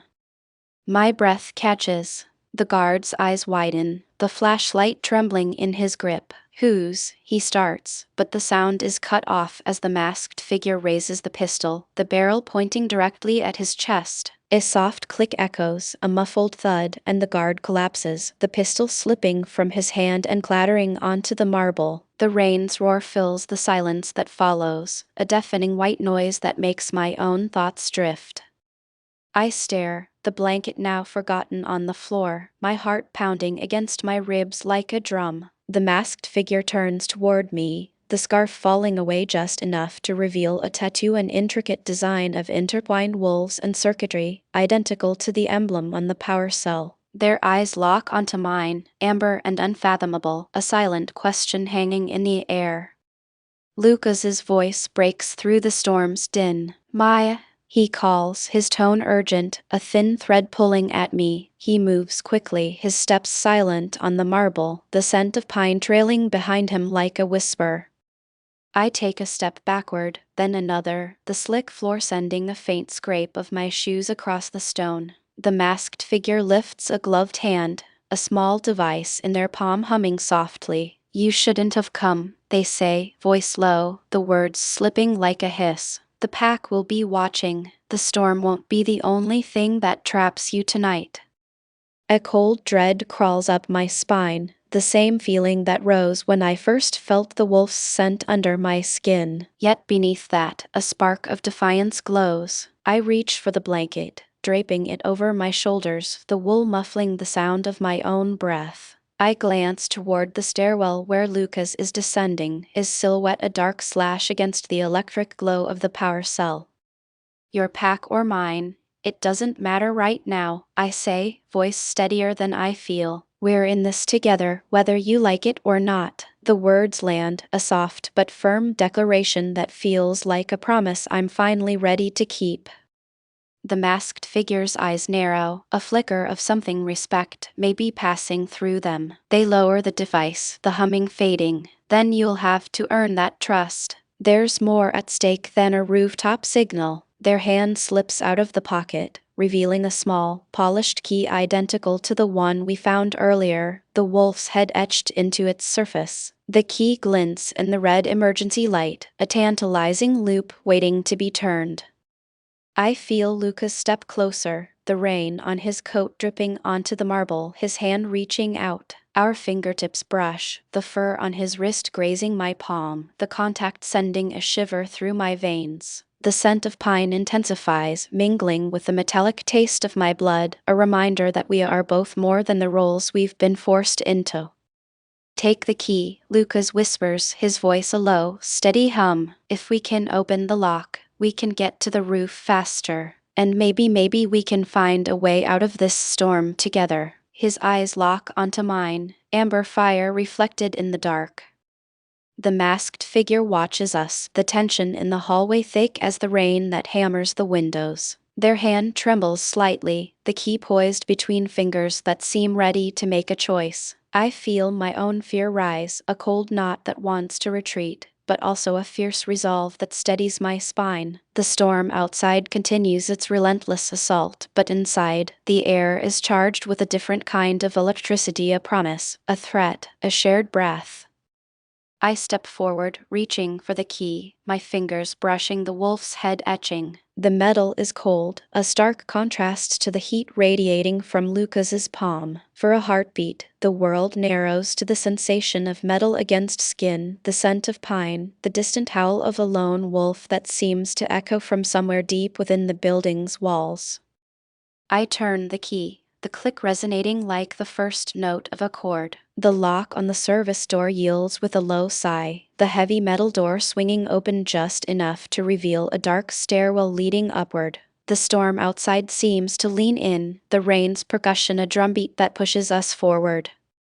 Lucas nods, his eyes flickering with a mixture of relief and calculation. "We have about 30 minutes before the backup dies," he says, the words precise, his mind already mapping the next steps. "We need to get to the roof, set the flare, and get the emergency beacon working. After that we'll figure out what to do with the guards' associates." The masked figure steps back, the scarf falling into place, their eyes lingering on the key before they turn and disappear into the hallway, the sound of their boots fading like a whisper. The guard's body lies still on the marble, the pistol still clutched in his hand, the rain's reflection playing across his lifeless face. I watch them go, the silhouette merging with the darkness, the mystery of who they were and why they were protecting the power cell remaining unresolved. The lingering question hums in my mind like a low frequency. Who else knows about the pack's involvement? What other secrets are tucked behind the hotel's polished facade? Lucas steps beside me, the fur on his cuff brushing my wrist once more, the contact sending a familiar warmth through my skin. "We move," he says, his tone now a calm directive, the storm's roar a backdrop to our own heartbeat. He pulls the power cell out of his coat, the blue light pulsing softly, casting an eerie glow on his face. "Stay close," he adds, a quiet promise that steadies the tremor in my bones. The stairs creak as we ascend, the metal railing cold under my palm, the rain's rhythm echoing in the hollow of the stairwell. Every step feels deliberate, each footfall a beat in the choreography we're forced to perform together. The air grows heavier, the scent of pine and rain clinging to my throat, the metallic tang of my blood resurfacing with each breath. We reach the roof, the open space a raw expanse of concrete and steel, the city lights below a constellation of artificial stars. The wind gusts, whipping the rain into a fine mist that blankets the rooftops, the thunder rolling like distant war drums. The emergency beacon sits in a steel cradle, its red light blinking in sync with the storm's pulse. Lucas sets the power cell into the cradle, the blue glow blooming, feeding the beacon. The red light flares brighter, a beacon that cuts through the night, a signal for any rescue team or for anyone looking for us. He steps back, the wind catching his coat, his hair slicked back, the fur on his cuffs shining. He turns to me, the amber glint in his eyes now softened, a hint of something vulnerable peeking through the Alpha's mask. "You saved me," I say, the words raw, the truth landing between us without the usual armor. He shakes his head, a small smile forming, the corners of his mouth lifting. "You saved me first," he replies, his voice low enough that only the storm hears. "You showed me that I could trust someone with my scar, with my fear, that I could let a stranger into the pack's fold." The rain pounds louder, the wind howling around the rooftop, but the space between us feels smaller, warmer, a pocket of calm in the chaos. I feel the weight of his hand on my shoulder, the fur a gentle brush, the promise of his presence a steadying pulse. The storm may rage, the secret guard may still be out there, the rival pack may be watching, we have only each other for now, and that certainty, fragile as it is, feels like a new kind of armor. We stand together, the city below a blur of neon and rain, the beacon's red flash cutting through the darkness, a signal that we are still here, still fighting, still choosing each other despite the storm. The night stretches ahead, the next decisions waiting in the shadows, the unanswered loops of the guard, the masked figure, the power of a pack that still looms. But in this breathless moment, the only truth I can hold on to is the one we forged in the rain, in the firelight of a candle, in the shared fear and sudden courage that drove us to a second chance. The storm may not end, but we have chosen to stay, to fight, to trust, and that choice is the first true step toward a love that isn't just forced proximity but something we both are finally willing to chase. Maya stared at the slick marble floor, the cold from the rain seeping through the balcony glass into the suite's edge. The candle's flame, half consumed, threw a thin orange line across the scar that traced her wrist, a reminder of the bite that had forced her to hide the wolf inside. She pressed the back of her hand to the wound, feeling the faint pulse beneath the scar's thin skin, and the scent of pine that lingered on Lucas's coat seemed to coil around it, a silent promise she wasn't ready to keep. The generator's low hum vibrated through the walls, a reminder that their borrowed electricity would die before dawn. In the hallway beyond the heavy door, the faint red glow from the service entrance pulsed like a wounded animal's heartbeat. She could still hear the distant clatter of boots and the metallic sigh of the locked guard's pistol cooling on the marble. Every instinct that had taught her to run from intimacy tightened like a rope around her throat. "We should move the power cell to the roof now," Lucas said, his voice low. The edge of his words caught in the crack of the door. He stood close enough that the pine scent brushed the back of her neck, the faint rust of metal on his cuff catching the flicker of the candlelight. Maya's eyes flicked to the key he'd left on the nightstand, the wolf head emblem glinting in the amber glow. She imagined the key turning, the lock clicking, the doors swinging open to a world where she could disappear again. Her mind raced back to the night her father had left, the way her mother's hands had tightened around her wrist, demanding perfection. "If we go up now, the storm might blow the roof-top railing," she said, the sarcasm brittle, a shield she'd worn for years. "We'll be stuck out there with no rescue." Lucas's jaw tightened, the scar on his forearm catching the brief flash of light, as if the mark itself resisted the idea of abandonment. We don't have a choice, he replied, stepping toward the door. If the guard's allies are watching, we lose the cell, we lose the beacon, and the pack will think we're vulnerable. I can't. She cut him off, voice steady enough to mask the tremor at her throat. You always say you can't let anyone see you vulnerable, Lucas. That's why you keep the pack's law above everything else. The words left her mouth before she could swallow them, a bitter taste of truth coating her tongue. You think I'd let you get hurt because I'm scared of losing someone again. His eyes flickered, amber catching the candle's flame, and for a heartbeat the man who had commanded boardrooms and guarded the night seemed to shatter, revealing a boy who'd watched his brother disappear in a raid and been told he was the cause. You think I'm the only one who's scared? He asked, voice barely above the generator's drone. You think I'll just let you walk away when the pack needs me? Maya swallowed, the metallic tang of her own blood surfacing as her pulse hit her ears. She had built the sequined jumpsuit as armor, a costume to make her mother's matchmaking fail spectacularly. Now, in rain-soaked darkness, that armor felt like a cage. I've lived my whole life pretending I don't need anyone. My mother's deals, my father's absence, they taught me that any intimacy is a trap. I can't be the one who pulls you into that trap. Silence stretched, the only sound the distant howl of a lone wolf that seemed to pierce the walls. The storm hammered the glass, each gust a reminder that they were trapped not just by the storm but by their own histories. Lucas's hand hovered over the key, fingers trembling just enough for her to see the faint tremor in the fur on his wrist. He could have taken the key, slipped out, left her to the guard's gun and the rival pack's shadow. Instead, he let it rest on the nightstand as if the metal itself were a promise he couldn't keep.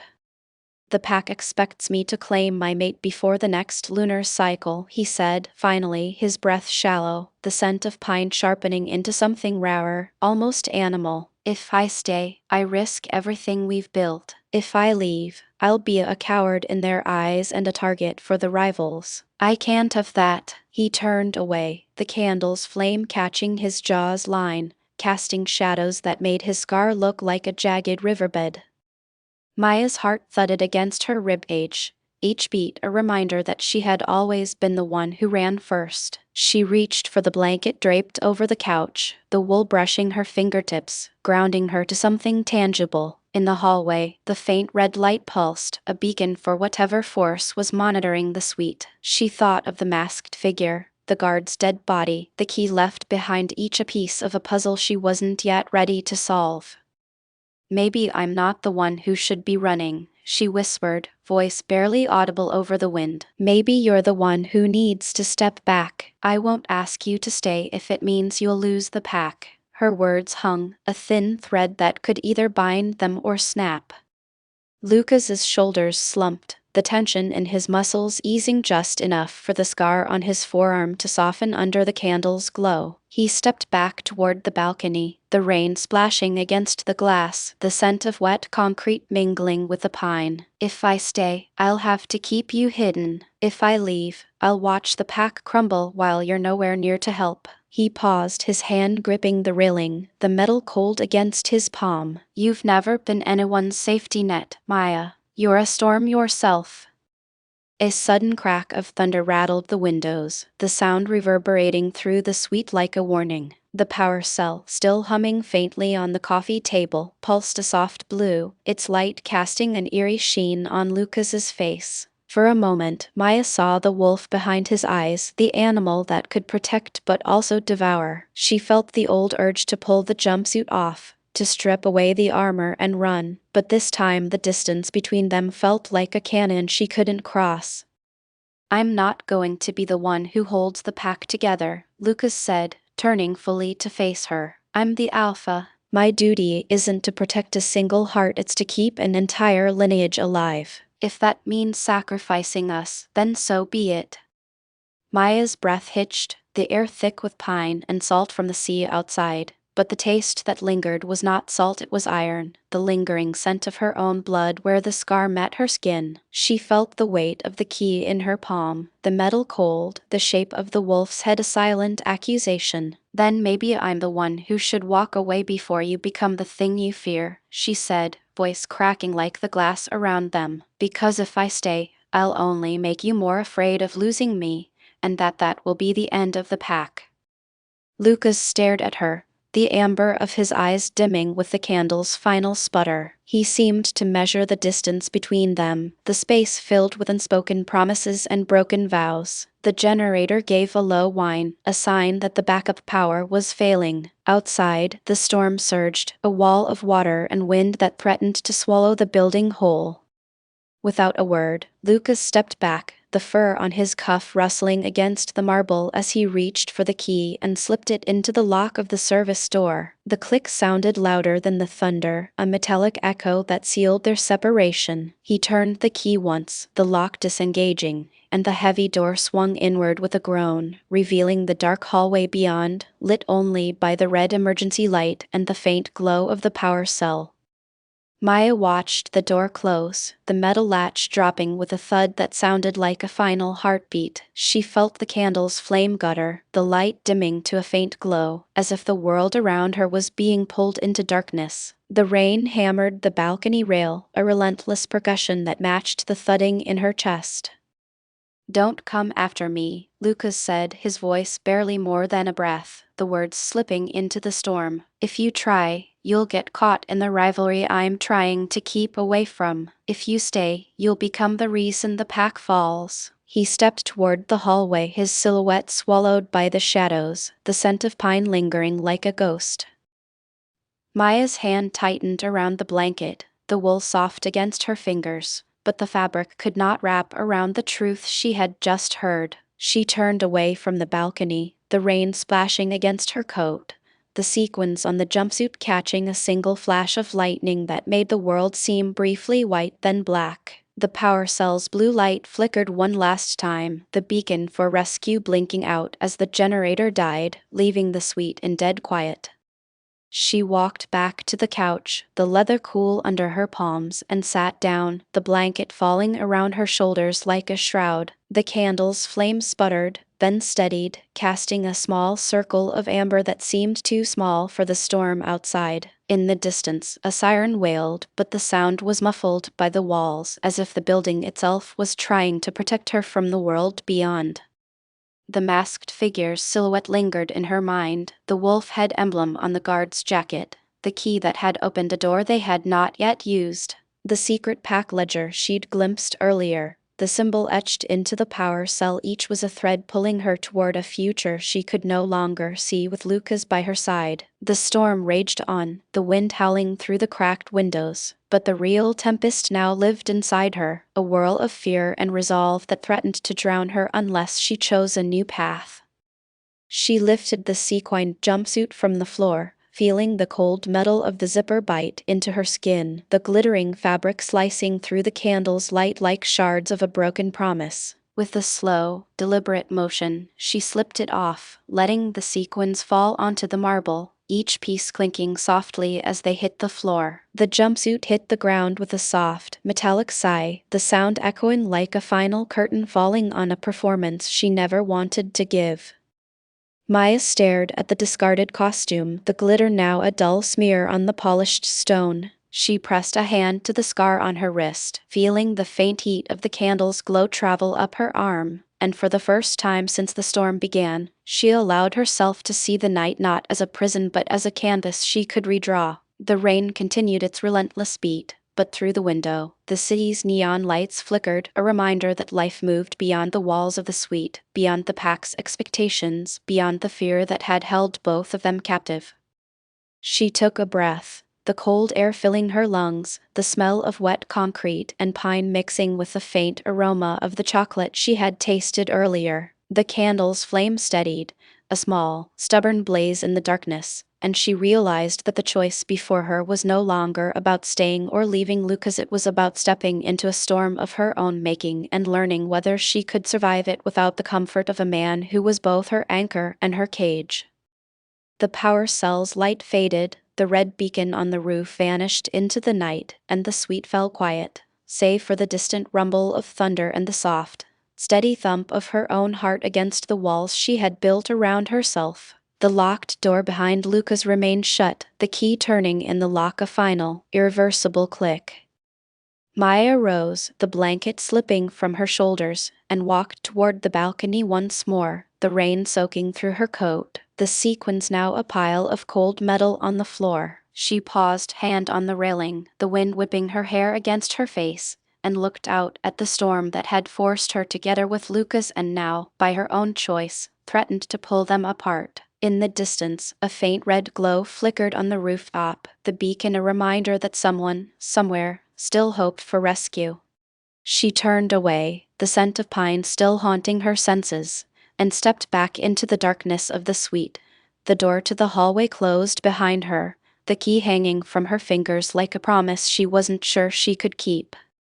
Maya stared at the cracked marble near the service door, the faint red glow of the emergency light pooling like warm blood on the floor. The hallway was empty except for the lingering scent of ozone from the generator and the faint metallic tang of the power cell she had left on the table. She slipped her fingers into the pocket of her coat and withdrew the tiny key, its wolf head emblem catching the flicker of the candle she had managed to relight. She turned the key in the lock, felt the cold metal give way, and the door clicked open with a sigh that sounded too much like an apology.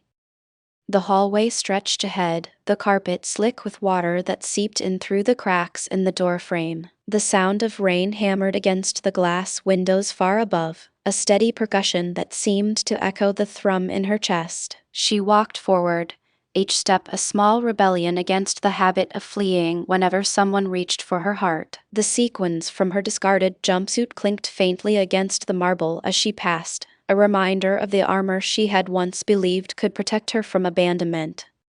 She paused at the service entrance, where the red light pulsed in time with the generator's low hum. A faint rumble rose from the walls, the building's old wiring whispering of secrets hidden behind concrete. Maya's mind drifted to the night her father left, the echo of his footsteps fading down the hallway of their small house, the way his coat had hung on a hook and never returned. She felt the scar on her wrist tighten, the old sting of that memory surfacing like a phantom hand. She reached into her coat and pulled out a thin notebook, the one she kept for event layouts and ideas that never saw the light of day. Flipping to a blank page, she began to sketch a new concept, a garden of glass walls that would open to the rain, allowing guests to dance under a storm without ever feeling exposed. The pencil moved with a steadiness she hadn't felt in years, the graphite leaving dark lines that seemed to anchor her thoughts. As she drew, the scent of pine from Lucas's coat lingered in the back of her mind, but she forced it aside, focusing instead on the shape of each leaf, the curve of each droplet. A soft click echoed from the hallway beyond, a door she hadn't noticed before sliding open on its own. A shadow slipped inside, and for a heartbeat she wondered if it was the rival pack's scout she had sensed earlier. The silhouette vanished as quickly as it appeared, leaving only a faint scent of leather and something metallic, a hint that someone else was moving through the building, perhaps searching for the same power cell. Maya's heart tightened, not with fear of the other, but with the realization that she had been letting the possibility of discovery dictate her actions for so long. She closed the notebook, slipped it back into her coat, and stepped back into the suite. The candle flame danced, casting amber shadows across the scar on her forearm, the light catching the faint line as if it were a map of past wounds. She sat on the edge of the couch, the leather cool against her skin, and pressed her palm to the scar, feeling the pulse beneath the surface. The heat from the candle warmed her fingertips, and for a moment she allowed herself to feel the vulnerability she had always hidden behind sarcasm. In that pause, a faint crack of thunder rolled through the sky, and the building shivered. Maya inhaled the scent of wet concrete that seeped through the balcony door, a grounding aroma that reminded her of the earth she had once walked on with her father before he disappeared. She thought of the promise she had made to herself years ago to never rely on anyone else for stability. The promise felt like a chain, heavy and rusted. She rose, the candle sputtering as she brushed past it, and walked to the vanity where a small, tarnished locket lay among her mother's jewelry. She lifted it, the metal cool, the engraving of a tiny feather worn smooth. Inside, a photograph of a younger Meyer in a field of wildflowers, laughing, her hair loose and untamed. The image struck her harder than any word could have. It was a version of herself that had not yet learned to hide behind expectations. She slipped the locket into her pocket, closed the vanity drawer, and turned toward the balcony, where the storm raged like a wild animal outside. The wind howled, shaking the glass railings, and rain battered the panes in a relentless rhythm. Maya stepped onto the balcony, the cold metal pressing against the arches of her shoes, the slick surface of the railing slick with water. She raised her hand, feeling the chill travel up her arm, and watched the droplets race down the glass, each one carving a tiny path that vanished in the darkness. The storm forced her to confront the rawness of her own fear not of him, but of the empty space that would remain if she let anyone fill it. She thought of her mother's voice, smooth and demanding, urging her toward a marriage that would secure their status. She realized she had been using the costume, the sequins, the sarcasm, as a way to stay in control of how others perceived her, never allowing herself to be truly seen. The realization was a thin, sharp crack in her chest, a new kind of pain that felt more honest than the old bruises. She breathed in the salty tang of the sea air that drifted from the harbor below, the scent mixing with the pine that clung to the suit she had left behind. The wind lifted a stray lock of her hair, and she let it brush against her cheek, feeling the tiny sting of the cold. Her mind drifted to the power cell still humming faintly on the coffee table, a reminder of the larger threat she had set aside. She made a decision not to protect anyone else, but to protect the version of herself that could finally stand without a costume. She returned to the suite, crossed the marble floor with purpose, and approached the power cell. The blue light pulsed like a heartbeat, steady and calm. She lifted the device, feeling the faint vibration travel up her arms, a reminder that she held something that could change everything for people beyond her own story. She set it on the table, turned the key in its socket, and watched the lights in the hallway flicker to life, the red emergency glow dimming to a soft white. The building seemed to breathe easier, the generator hum lower, as if acknowledging her willingness to act for reasons beyond fear. She stepped back, looking at the illuminated hallway, and felt a small tilt in her chest the first time she had let something be about more than protecting herself. The scent of pine lingered, but it no longer felt like a leash. It was a whisper of possibility, a reminder that she could be a conduit for safety without sacrificing her own boundaries. Across town, Lucas paced the narrow stairwell that led to the roof, the metal railing cold against his palm. The storm battered the building's exterior, shaking the glass panels and sending a thin spray of rain down his coat. He held the power cell in his hand, its blue glow casting a pale halo on the concrete. He thought of the scar on his forearm, the line that marked the night his brother vanished, and the weight of the pack's expectations that pressed on his shoulders like a shroud. He stopped at the edge of the platform, the city lights below a smear of neon and amber. He inhaled deeply, the scent of wet pine from his jacket flooding his nostrils, and felt the familiar surge of instinct, the urge to dominate, to protect, to claim. The thought of Maya's eyes, sharp and observant, rose unbidden, but he pushed it aside, reminding himself that his duty lay with the pack, not with any one person. He reached into his coat and pulled out a small, leather-bound ledger he had found in the service room earlier. The pages were filled with cryptic symbols and names, some marked with a wolf's head, others with a simple cross. He traced a finger over a line that read Crescent Reserve, Sector 7B, a note that hinted at a hidden stash the rival pack might be targeting. He felt a prickle of curiosity, a pull to investigate beyond the immediate danger, but also a sting of doubt. Had he been using the storm as an excuse to avoid confronting his own need for connection? He slipped the ledger into his pocket, the leather warm from his grip, and turned his attention to the power cell. He pressed it into the recessed socket on the roof's emergency panel, the click reverberating through the metal beams. The red beacon flared brighter, sweeping its pulse across the rooftop, a signal to any rescue team and a warning to anyone who might be watching. He watched the light expand, feeling the surge of control he craved, but also a faint ache and awareness that the light was shining for a purpose larger than his own pride. He stepped back, the wind tugging at his coat, the rain drumming a rhythm on the metal roof. He imagined the guard he had left behind, the masked figure with the wolf emblem, still out there somewhere, perhaps planning something else. The thought lingered, a loop that would not resolve until later. He let his gaze drift to the horizon, where the storm's edge met the city's silhouette, and felt the first tremor of surrender, not surrender to the pack's law, but surrender to the fact that his fear of losing control had been a shield he could finally lower.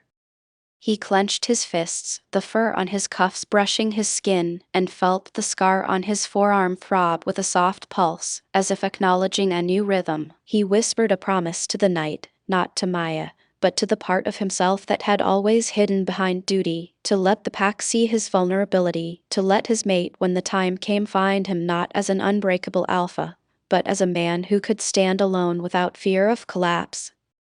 The rain intensified, the storm's roar swelling into a crescendo that seemed to swallow the city. Lucas took a step toward the service door that led back into the building, his eyes catching a glint on the floor, a single, polished key identical to the one Maya had carried. He bent, picked it up, and felt its weight, the cold metal a reminder that there were still doors unopened, questions unanswered. He pocketed it, letting the mystery of its origin linger. Both of them, each in a different part of the hotel, felt the storm recede just enough to see a sliver of sky. Maya, back in the suite, watched the candle flame steady, its amber glow mirroring the small, steady beat of her own heart. Lucas, on the roof, felt the wind push against his back, urging him forward. Each had faced the same night alone. Each had let go of a piece of the armor that had kept them safe but also shackled them. The power cell pulsed quietly, the ledger waited to be read, and the key rested heavy in a pocket, threads of a larger tapestry that would pull them together again, but only after they had learned to stand whole on their own. I stand on the balcony, the rain finally easing into a thin mist that smells of salt and wet concrete. My fingertips brush the cold rail, the metal humming under my touch like a distant warning. I pull the sequined jacket from my coat, its glitter still catching stray light, and toss it onto the marble floor where it clatters like a promise broken. The candle on the low table burns steadier now, its amber flame painting my cheek with a brief warmth I'm not willing to call comfort. I hear the soft click of the service door unlocking behind me and, without turning, whisper, "Come back to the room where we first pretended we were strangers," the words tasting like a dare rather than a plea. When the door opens, Lucas steps in, his coat dripping pine-scented water onto the rug, each droplet forming a tiny echo on the hardwood. He pauses, the fur on his cuff catching the candlelight, and for a heartbeat his amber eyes lock onto mine, reflecting not just the flame but the scar on my wrist that I've stopped trying to hide. He places the power cell on the table, the blue pulse sinking with the candle's glow, and then bends to retrieve the wolf head key from his pocket, holding it between his thumb and forefinger as if weighing a decision. "I could have left you with the guard," he says, voice low enough that the wind outside seems to lean in, "but I chose to stay because running no longer feels like protecting myself." I let the wind tug at the loose strands of my hair, feeling the chill slide down my spine where the scar runs, and I answer, "I've spent a decade building walls out of sequins and sarcasm. Tonight I'm pulling them down one thread at a time." My hand lifts, fingertips grazing the key's cold metal, the emblem of a wolf biting into my palm like a reminder of the pack's secret ledger I've yet to read. He watches, the tension in his shoulders easing just enough to show the scar on his forearm isn't the only thing softened. We move together toward the fireplace, the scent of melted pine and ozone mixing with the distant rumble of thunder. He drops the key into the ashtray, not to discard it but to keep it close, and then pulls a folded envelope from his jacket still unsealed, the seal of the Crescent Pack's seal pressed into the paper. "There's a meeting at dawn in the old pier," he murmurs, eyes flicking to the window where a lone streetlight flickers, "and a rival pack's emissary will be there. But I need you to decide if you'll walk into that arena with me or watch from the shore." I step closer, the heat from his body meeting the cold of the rain-soaked balcony, and I place my hand over his, feeling the faint fur under his skin vibrate with a promise. I'm staying because I finally trust that my fear won't swallow me whole, I say, the words barely louder than the wind, and because I want to see what we can become when we're both choosing, not surviving. The candle sputters, the flame wavering as if acknowledging a new beginning, while the distant siren outside hints at a rescue that may never come, leaving the question of the emissary's true purpose hanging in the night air.